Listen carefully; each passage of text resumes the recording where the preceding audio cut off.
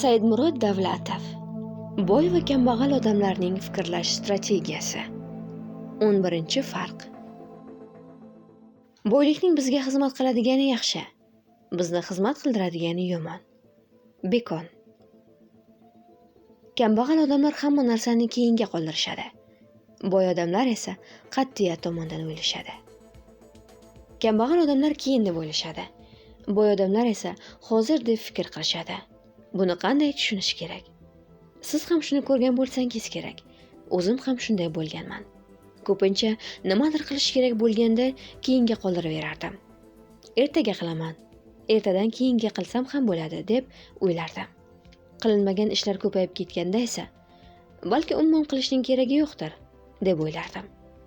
Shuning uchun kambag'al odamlarning ko'pi orzusining orqasidan emas, vaziyat majbur qilgan tomonga yurishga majbur bo'lishadi. Ular o'zlariga o'zlari maqsadim bor, lekin tirikchilik uchun vaqtincha boshqa ishni qilib turaman. Biror imkoniyat paydo bo'lishi bilan o'zimning ishimni ochaman, orzuyimga boraman deb o'ylashadi. Aslida esa ular kundan kunga orzularidan, maqsadlaridan uzoqlashib ketishadi. Kundan kunga maqsadlarga yetishlari, orzulariga erishishlari qiyinlashib boraveradi. Shuning uchun keyin degan xayol odamning fikrini buzadi. Bugun odam mingta bahona topishi mumkin. Kechikib qoldim, bo'lmadi, topolmadim, telefon qila olmadim, charchadim va hokazo. Bu bahonalarning hammasi odam keyin deb o'ylashning alomatlari bo'ladi. Biz xuddi bugun muvaffaqiyatli bo'lishga tayyor emasman degandek bo'lamiz. Aslida esa bugun muvaffaqiyatga erishishga arzimayman, o'ylaganim bo'lishiga ishonmayman, qo'limdan kelmaydi, bugun baribir hech narsa qila olmayman deyayotgan bo'lamiz. Aslida esa topolmadim, telefon qila olmadim, bo'lmadi, kechikib qoldim, charchadim degan bahonalar keyin kasalining alomati bo'ladi. Masalan, bugundan boshlab 1 oy ovqatlanmaymiz deb kelishib olaylik. 1 oydan keyin ovqatlansangiz bo'ladi. 10 kun nafas olmaymiz deylik yoki. Keyin nafas olaverasiz. Tajriba yaxshi bo'lmasa ham misolning o'zi tushunarli bo'lib turibdi. Aytmoqchimanki, hamma narsani keyinga qoldirib yashab bo'lmaydi. Orzuni esa umuman keyinga qoldirmaslik kerak. Sababi bularning hammasi bizning umrimiz. Muvaffaqiyat ham umrning bir qismi. Hech kim 50 yoki 100 yil yashashimizga kafolat bera olmaydi. Odam qancha yashashini hech kim bilmaydi. Bitta narsani, oxirida o'lishimizni bilamiz. Qachonligini bilmaymiz. Shuning uchun keyin qilaman degan qoida bilan yashab bo'lmaydi. Mardlikni masalan keyinga qoldirib bo'lmaydi-ku. Keyin mard bo'laman deya olmaymiz-ku. Mardlikdan ham, ayollikdan ham, baxt va muvaffaqiyatdan ham dam olib bo'lmaydi. Boy odamlar shuni tushunishadi. Ular agar shu muammoni bugun hal qilmasam, ertaga yana qiyinlashadi. Indinga undan ham qiyin bo'ladi deyshadi. Bugungi vazifani bugun hal qilish kerak, sababi ertaga yana boshqa vazifani hal qilish kerak bo'ladi. Indinga esa yana bitta vazifa paydo bo'ladi. Hayotdan va ko'p insonlarning tajribasidan bilamiz. Agar bugun qilish kerak bo'lgan ishni keyingi kuni qilsak, harakatimiz shu ishni hal qilish uchun kamlik qilib qolishi mumkin. Masalan, agar bugun bir ish qilsam, bitta muammoni hal qilgan bo'laman. Bir haftadan keyin esa bu muammoni hal qilishga shu harakatning o'zi kamlik qiladi. Pul bilan misol qiladigan bo'lsak, agar bugun shu muammoni $1000 ga hal qilish mumkin bo'lsa, bir haftadan keyin $10,000 ham yetmasligi mumkin. Vaziyat tez o'zgaradi. Shuning uchun hamma ishni vaqtida qilish kerak. Jorj Kleysonning mashhur Bobilning eng boy odami kitobida bitta savdogar insonga omad yaqin bo'lishi mumkinligini, lekin harakatni keyinga qoldirgani uchun omadi ketgani haqidagi voqeani misol qiladi. Voqeada savdogar yoshligini, yaqinda uylangani va yaxshi pul ishlab topganini aytadi. Bir kuni oldiga otasi keladi-da, pulini bitta ishga qo'yishga ko'ndirmoqchi bo'ladi. Otasi tanishining o'g'li shahar devorining tashqarisida bo'sh yotgan yerni sotib olmoqchi ekanini aytadi. Yer ariqdan balandda bo'lgani uchun shu vaqtgacha unga suv chiqmagan ekan. U yigit hashir aylantiradigan 3 ta charxpalak qurib, o'sha yerga suv chiqarishni o'ylayotgan ekan. Suv chiqqandan keyin u yerni bo'lib ko'kat ekish uchun shaharliklarga sotmoqchi bo'lyapti. Yer sotib olishga puli yetmayotgani uchun yigit 12 ta odamni sherik qilmoqchi bo'layotgan ekan. Yer sotishga tayyor bo'lguncha 12 ta odamning har biri yer haqqining 10dan birini beradi. Olingan daromadni esa sheriklar o'rtasida qo'shgan ulushiga qarab taqsimlamoqchi. Otasi keyinga qoldirma, shu ishni sheriklik qil. Bunga o'xshagan imkoniyat boshqa bo'lmaydi deb o'g'lini shoshiltiribdi. Otasining gapiga qaramay savdogar ikkilanib turaveribdi. Shu vaqt mashriqlik savdogarlar yangi kiyim olib kelishibdi. Xayoli yangi kiyimlarga ketib, o'g'il o'ziga, xotiniga kiyim olibdi.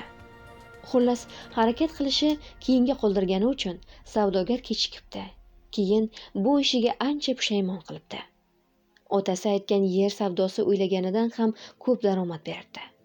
Agar savdogar otasining gapiga kirganda daromadini 10 marta ko'paytirib, umrining oxirigacha yetadigan daromad topishi mumkin edi.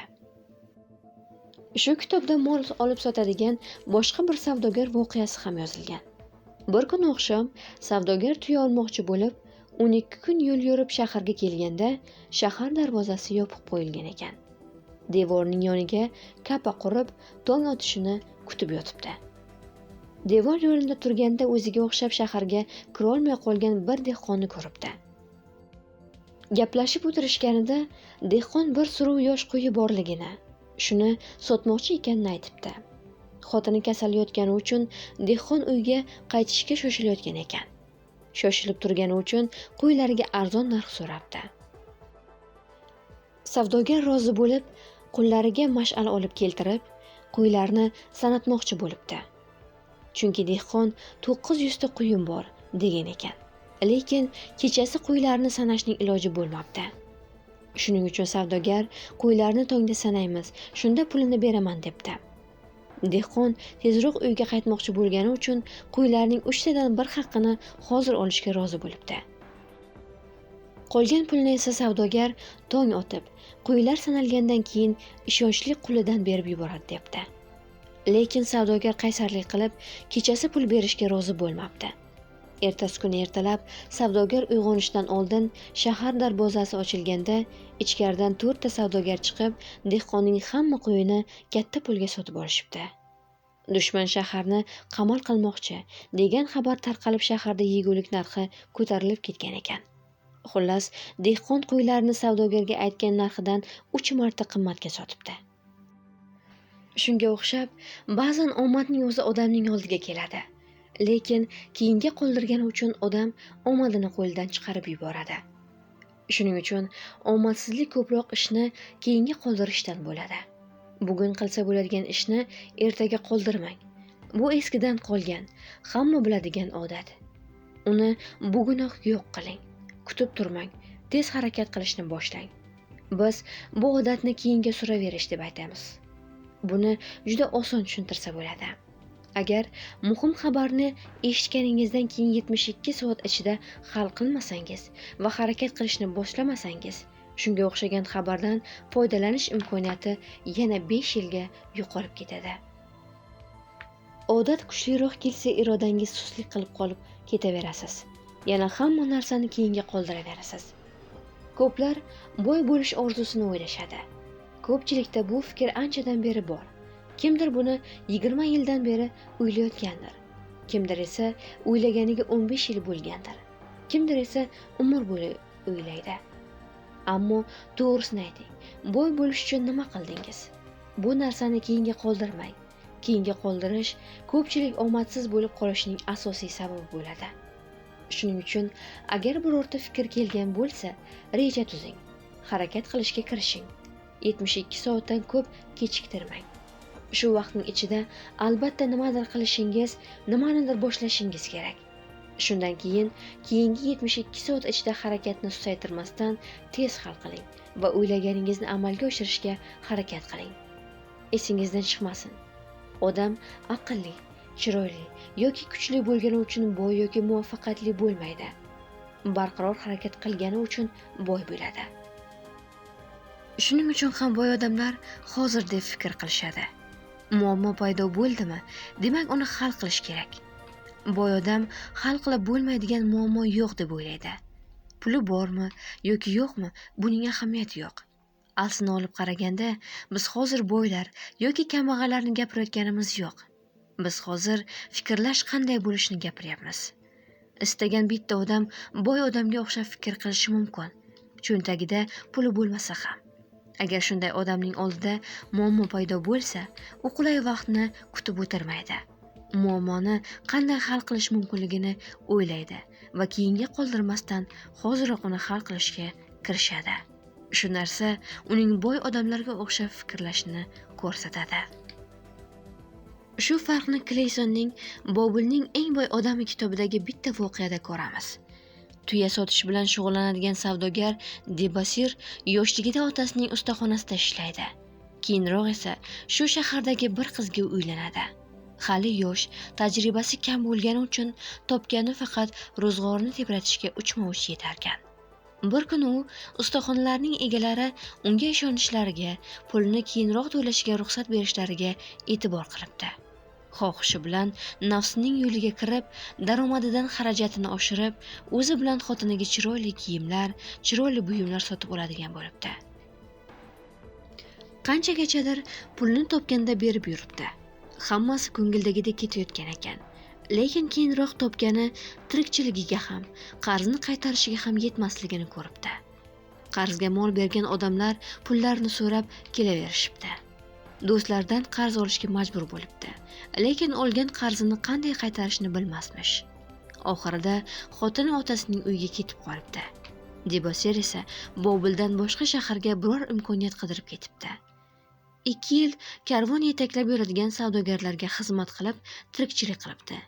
Keyin karvonlarni talaydigan bosqinchilarga qo'shilib qolibdi. Oxirida asirga aylanib, Damashqda qul qilib sotilibdi. Debasir 1 yil qul bo'lib, qullarning ichida yashapti, lekin qullarga qo'shilib keta olmabdi. Bir kuni xo'jayinning Sora ismli xotini nimaga u boshqalarga qo'shilib xursandchilik qilmayotganini so'rabdi. Debasir boshidan o'tganlarni gapirib beribdi. Bobildagi qarzlardan qutulishni xohlaysanmi? So'rabdi Sora.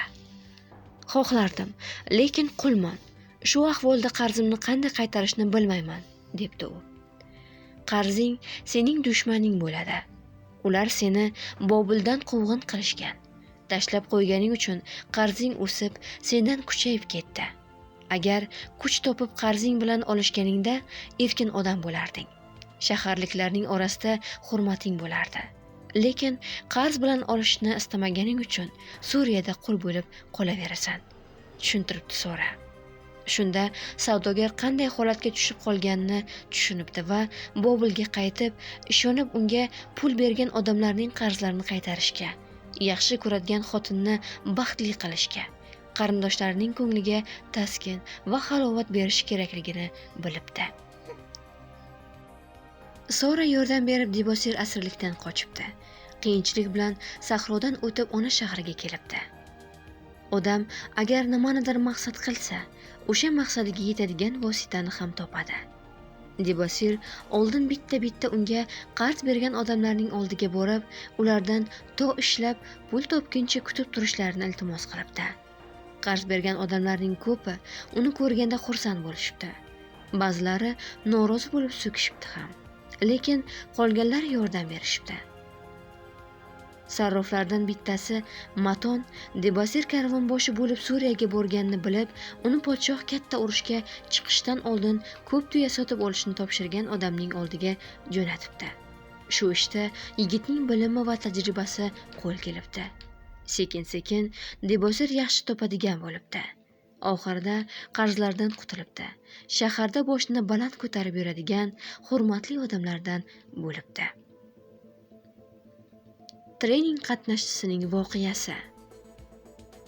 Menimcha, hammaning ham umrida kimgadir va'da berib, keyin qandaydir bir sabab bilan va'dasini bajara olmagan voqea bo'lgan.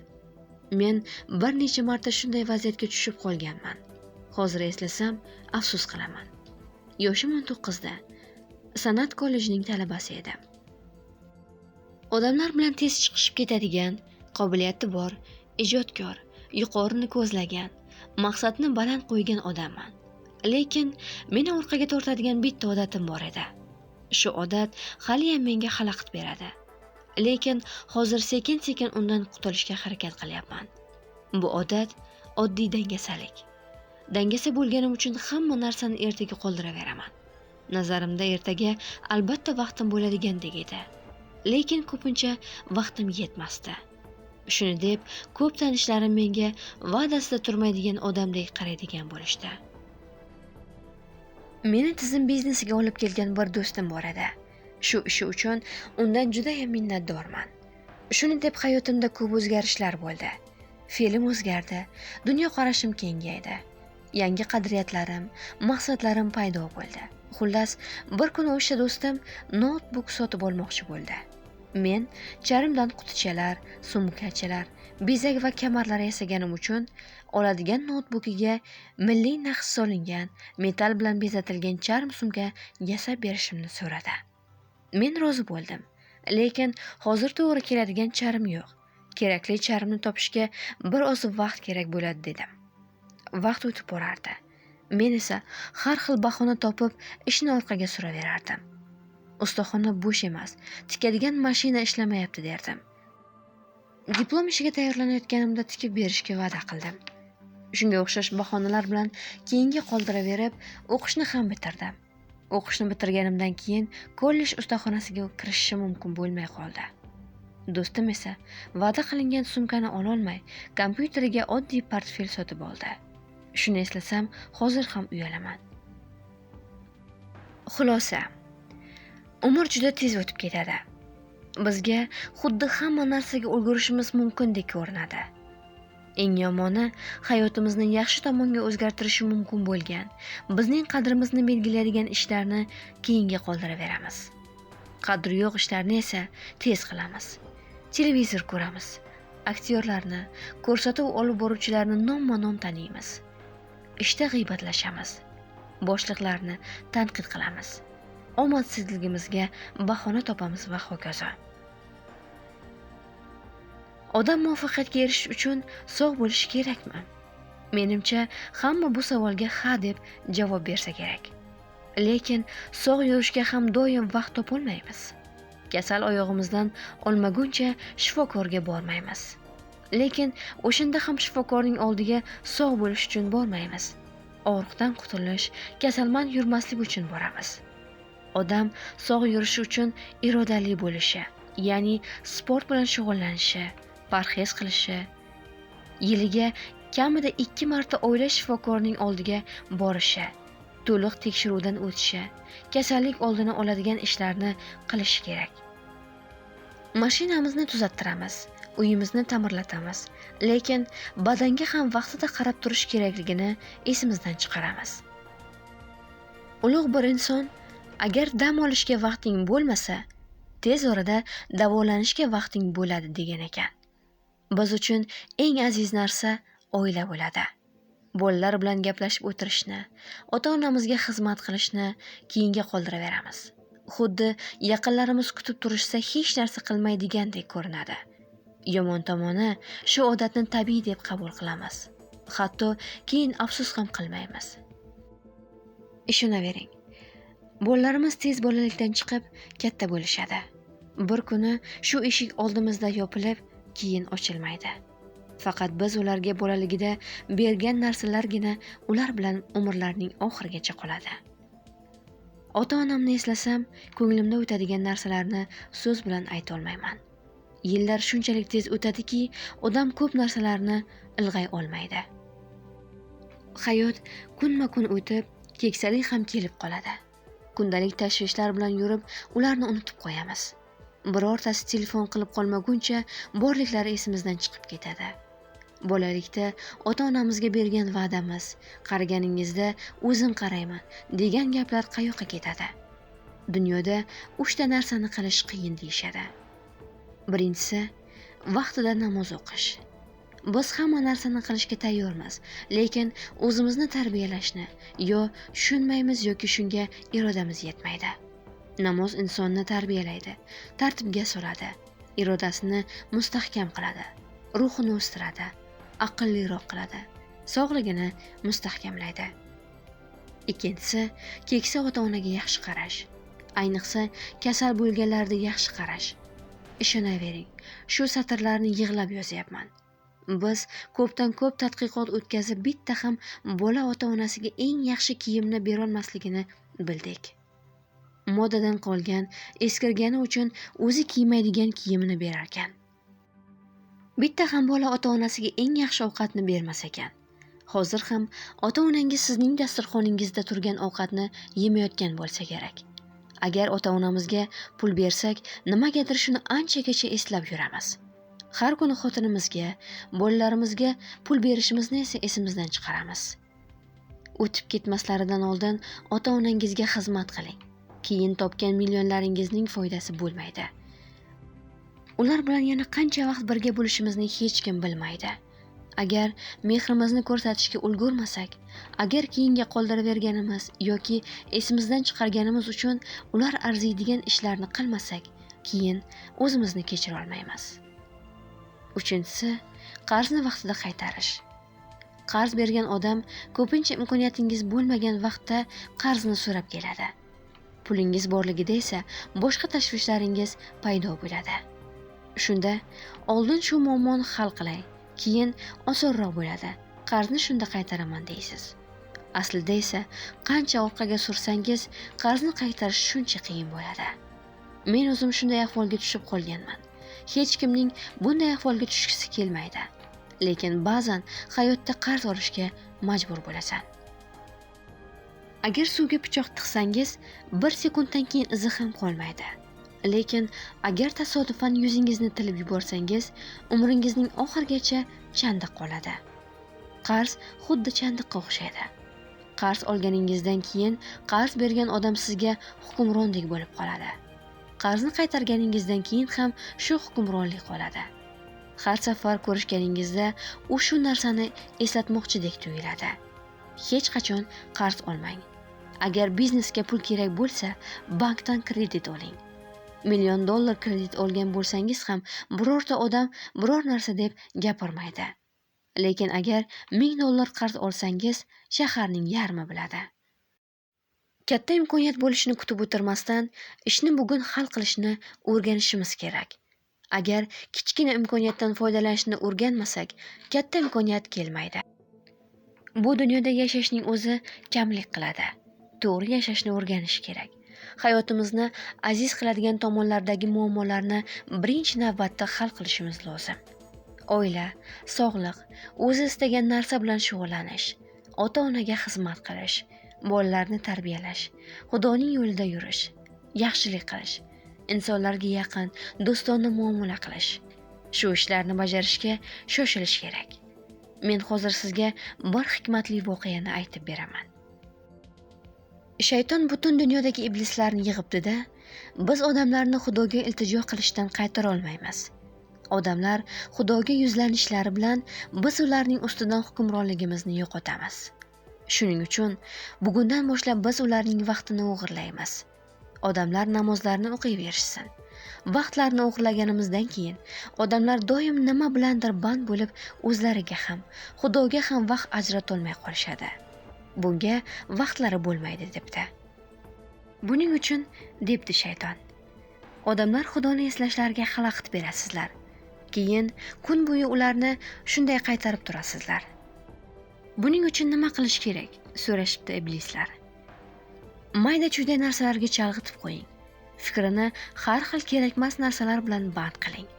Asosiysi, dunyoviy narsalarga boy bo'lishga intiladigan bo'lib qolishsin. Ko'ngillarda ko'proq pul topish istagi paydo bo'lsin. Ko'proq mashina, uy, hovli olishni o'ylashsin.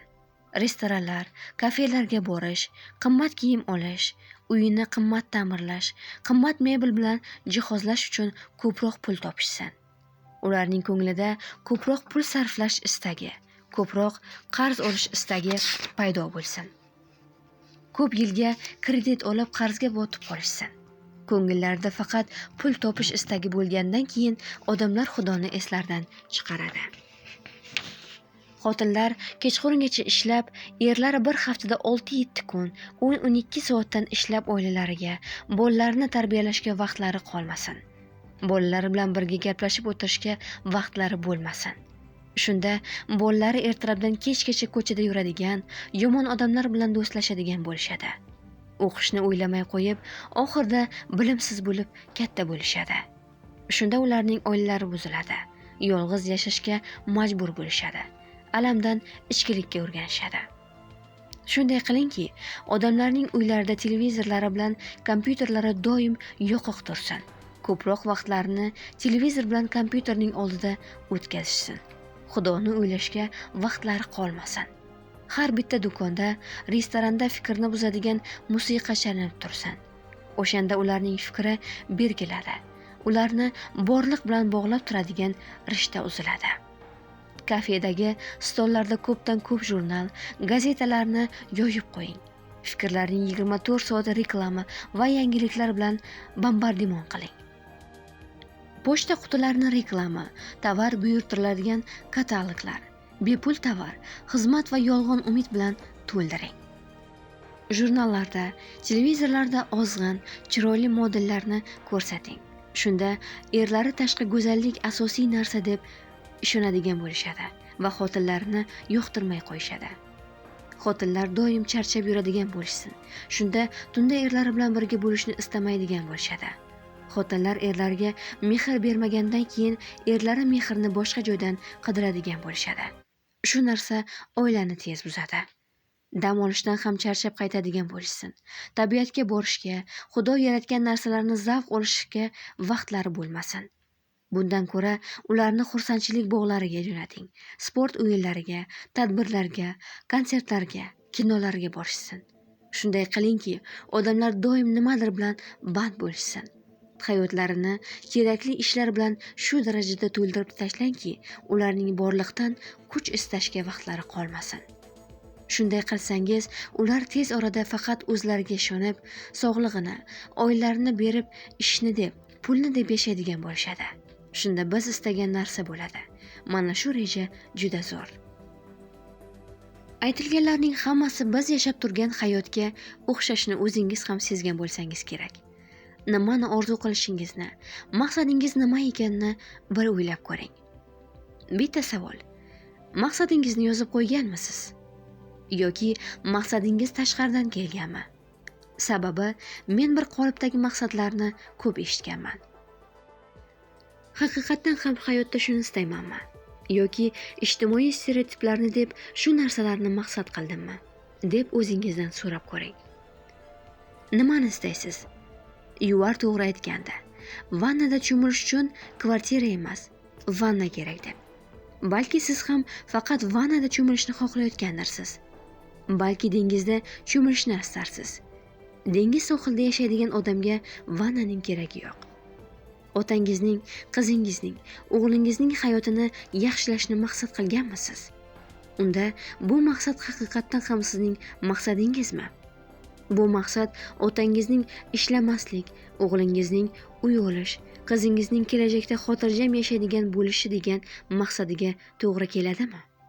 Yoki davlatni o'zgartirishni maqsad qilganmisiz? Davlat shuni xohlaydimi? Italiyada yashagim keladi. Shunga 500 ming yevro pulim bo'lishni xohlayman degan maqsad masalasida. Italiyada yashash uchun shuncha pul kerak degan fikr qayerdan xayolingizga keldi? Ishonavering, bu pulga u yerda ko'p yasholmaysiz. 500 ming yevro sizga kerak, Italiyaga emas. Har doim ko'p pulim bo'lishini xohlayman degan maqsadni qanday tushunish kerak? 1000 rubl pul ham ko'p ekanini bilasizmi? Bir yilda bir marta bo'ladigan narsani ham doim deyish mumkin. Vaqti bilan nimanidir bo'ladi, keyin hammasi tugab qoladi degan gapni eshitganimda hayron bo'lmayman. Xayriya qilishning nima foydasi bor deb turib, keyin uysiz hayvonlarga, bolalarga yaxshi bitta boshpana qurish uchun $1,000,000 topishni xohlayman degan odam o'ziga o'zi teskari gapirgan bo'ladi. Xullas, nima istaysiz? Men anchadan beri meditatsiya qilaman. 3 barmoq texnikasini, suv qo'yilgan stakan texnikasini ishlatib ko'rdim. lekin oldin qayerda bo'lsam hozir ham o'sha yerdaman, deydi kimdir. Lekin qayerda bo'lishni xohlaysiz? O'rningizdan turing-da, o'sha yerga boring. Hayotda nimani istaysiz? Sizning o'zingiz nimani istaysiz? Men nimani istayman deb o'zingizdan so'rab ko'ring. O'zingiz uchun, otangiz, qizingiz yoki davlatingiz uchun emas. Sizga 1 million yevro kerakmi? Xayriya bilan shug'ullanish uchun odamning 1 million yevrosi bo'lishi shartmi? Hozir shuni bir o'ylab ko'ring. O'ylab ko'rganingizdan keyin maqsadingizni yana bir marta tekshirib ko'ring. Balki nimadir o'zgartirishni istarsiz. Ogayo shtatining Klivlend shahrida yashaydigan 90 yoshli Regina Bretting yozganlari. 45 yoshimni nishonlashdan oldin hayot menga o'rgatgan 45 ta darsning ro'yxatini tuzib chiqdim. Butun umrim bo'yi yozgan narsalarimning ichida shu ro'yxat men uchun eng azizi bo'ldi. Yoshim 90 ga to'lganda shu ro'yxatni yana chop qilyapman. Hayotda adolat yo'q, lekin hayot baribir yaxshi. Agar shubhalanayotgan bo'lsang, sekin bir qadam oldinga tashla. Umr tez o'tadi. Uni nafratga sarflamaslik kerak. Kasal bo'lganingda ish senga qaramaydi. Senga do'stlaring, ota-onang qarashadi. Shu yaqinlikni uzib qo'yma. Har oy olgan kreditingni pulini to'lab tur. Har bitta tortishuvdan yengishing shart emas. Rozi bo'l yoki rozi bo'lma.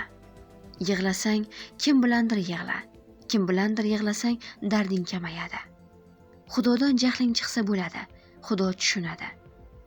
Birinchi oyligingdan boshlab pensiyaga pul yig'. Shokoladdan o'zingni tiyishing shart emas. O'tmishingni qabul qil. Shunda u kelajagingni buzmaydi. Bolalaring oldida yig'lasang bo'ladi. Hayotingni boshqaning hayoti bilan solishtirma. Ularning boshdan nima o'tayotgani xayolingga ham kelmaydi. Agar kim bilandir yaqinliging sir bo'lishi kerak bo'lsa, unda yaqinlikning senga keragi yo'q. Hamma narsa ko'z ochib yumguncha o'zgarishi mumkin. Lekin qo'rqma, Xudo ko'zini yummaydi. Chuqur nafas ol. Fikring xotirjam bo'ladi. Foydali, chiroyli yoki qiziq bo'lmagan narsalaringni tashlab yubor. Odam hamma yoshda boladek baxtli bo'lishi mumkin. Lekin ikkinchi bolalik qanday bo'lishini o'zingga bog'liq.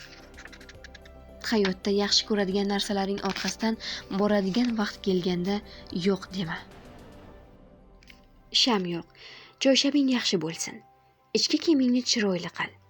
Alohida voqeaga deb hech narsa olib qo'yma. Shu alohida voqea bugun bo'lyapti.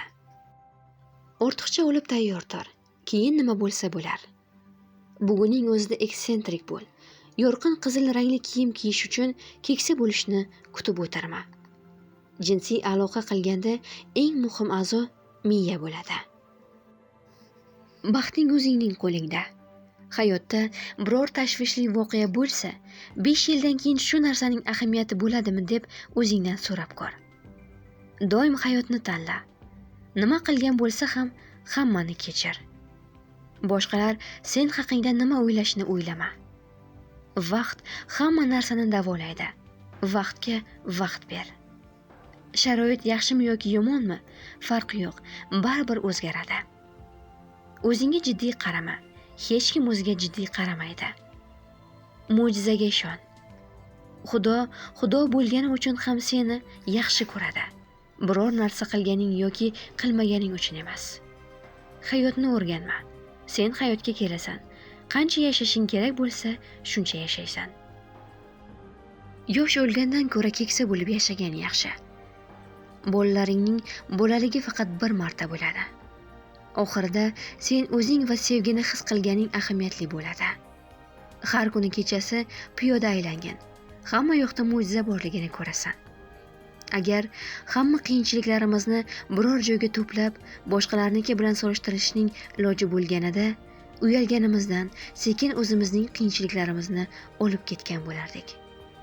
Hasad vaqtni bekorga sarflash bo'ladi. Senga nima kerak bo'lsa, hammasi o'zingda bor. Lekin eng yaxshi narsalar hali bizni oldinda kutib turibdi. Kayfiyating qandayligiga qarama. O'rningdan tur. keyin odamlarning oldiga bor. Joy ber. Chiroyli qilib o'ralmagan bo'lsa ham hayot sovg'a bo'ladi.